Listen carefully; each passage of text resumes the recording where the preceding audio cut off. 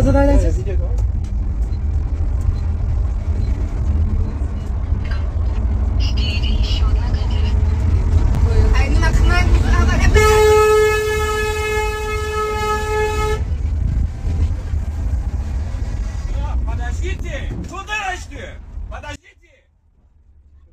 Buxoro viloyatida yo'lda noxush holat yuz berdi. Noma'lum sabablarga ko'ra, yuk mashinasi haydovchisi yo'lovchilar avtobusini o'tkazmadi.